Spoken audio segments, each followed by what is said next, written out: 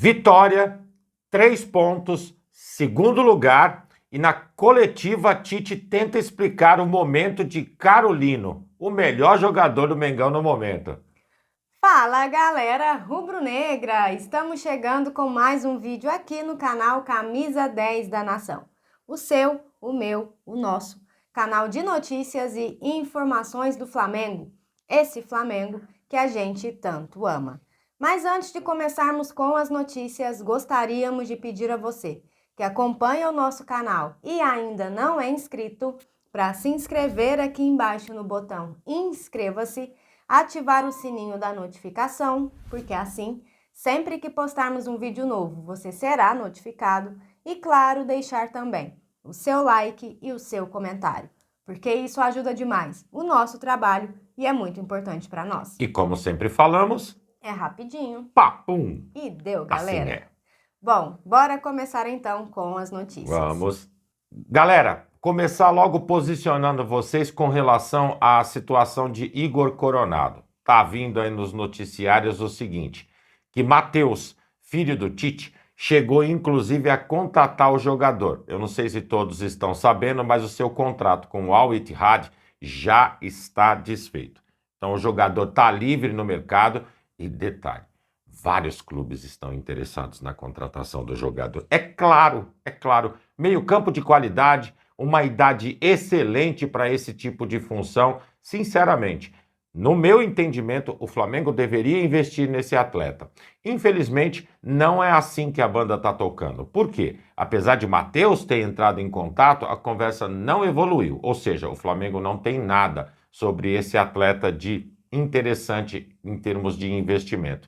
E quem aparece forte dentro do Brasil buscando a contratação do jogador é o Corinthians de São Paulo, que entende ser a solução dos seus problemas. Vamos ver o que vai acontecer, mas a princípio está meio difícil. A gente vê Igor Coronado vestindo a camisa do Mengão. Bom, galera, seguindo com as notícias, o episódio envolvendo Marcos Braz e o torcedor do Flamengo, Leandro Campos, teve um novo desdobramento no dia de ontem, quarta-feira. Após ter acesso às imagens das câmeras de segurança do shopping, a advogada de Leandro entrou com um processo contra o Marcos Braz. No entanto, após conversas, as partes chegaram a um acordo e decidiram não prosseguir com o caso. A desistência de Marcos Braz aconteceu na terça-feira, dia 6. Já a de Leandro aconteceu ontem, dia 7. Por meio da advogada, o torcedor alegou o seguinte, abre aspas, perda no interesse no prosseguimento do presente procedimento. E assim, o caso se encerrou. Continuando com as notícias, galera, o mundo árabe tá de olho em Eric Pulgar. A gente, em algumas notícias que demos anteriormente, comentamos sobre o interesse do Flamengo em fazer reajuste salarial e renovação de contrato do atleta. Hoje, uma rescisão de contrato do jogador está em torno de 10 milhões de euros. E o Flamengo quer aumentar o valor para essa cláusula, impedindo assim de o jogador simplesmente se transferir. Vai blindar o cara, essa é que é a verdade. A gente sabe que ele vive um bom momento, apesar de ontem ter dado uma falhada, mas todos falham. Isso aí é uma coisa normal do ser humano, não é só do jogador. E esperamos que realmente nos próximos dias saia simplesmente da conversa que o Flamengo chegue no jogador e resolva essa situação. Peça importantíssima do nosso meio-campo que não podemos perder. Não podemos perder de forma alguma. O Eric Pulgar é um jogador muito importante para o Flamengo, peça fundamental na nossa equipe. Flamengo, bora agir, meu filho. Então você concorda que o Eric Pulgar tá jogando bem, né, Ju? Tá jogando bem. Não vai mais criticar? Já nunca critiquei. Que bom, menos mal. Falando um pouquinho sobre o jogo de ontem, galera, nós vimos um Flamengo apático no primeiro tempo. Em dados momentos, inclusive, foi frustrante assistir o futebol apresentado pela nossa equipe. No fim dos 90 minutos, a gente entender que os 3 pontos foram conquistados, é claro, é excelente. Seria muito pior se não viesse. Mas a gente ainda não conseguiu sentir o prazer de uma vitória e no final do jogo falar: nossa, como o nosso time jogou bem. A gente entende que existem muitos conceitos que são analisados e são sugeridos dentro dos 90 minutos de futebol. Às vezes, os torcedores pensam única e exclusivamente em quantas bolas o time chutou a gol. Ah, esse meio-campo tá maravilhoso, tá toda hora colocando os atacantes na cara do gol. Ou, putz, esse drible do lateral foi perfeito, o cara tá cruzando muito. São detalhes que muitas vezes, para nós, torcedores, é de suma importância. Em outras circunstâncias, no caso de quem analisa o futebol como técnico, já entende totalmente de maneira diferente. Exemplo disso foi na entrevista de Tite ontem, que viu um Flamengo competente dentro de campo, que acredita que a evolução é gradativa, óbvio, isso nós também já entendemos. Ontem foi a 8ª partida do Flamengo no ano, mas, repetindo, a gente quer um futebol mais vistoso. Ele, inclusive, contrapôs dizendo que todos os times estão começando o processo de evolução.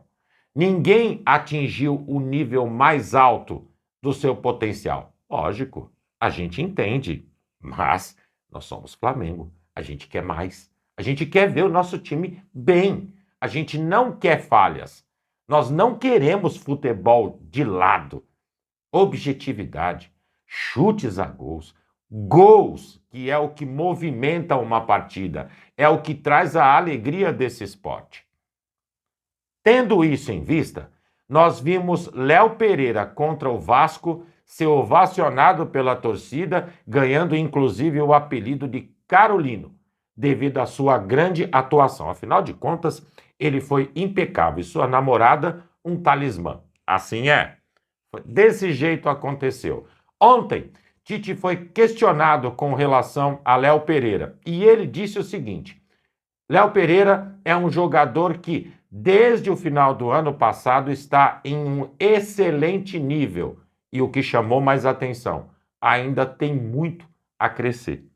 Então, podemos esperar coisas melhores desse jogador? A ênfase sai de um atacante, sai de um meio-campista, passa para um zagueiro, que realmente, nas últimas 2 partidas, tem se empenhado de maneira absurda dentro do Flamengo e se destacando em cima dos 11 titulares do time. Mais uma vez, ele foi importantíssimo, dando o gol da vitória no finalzinho do jogo.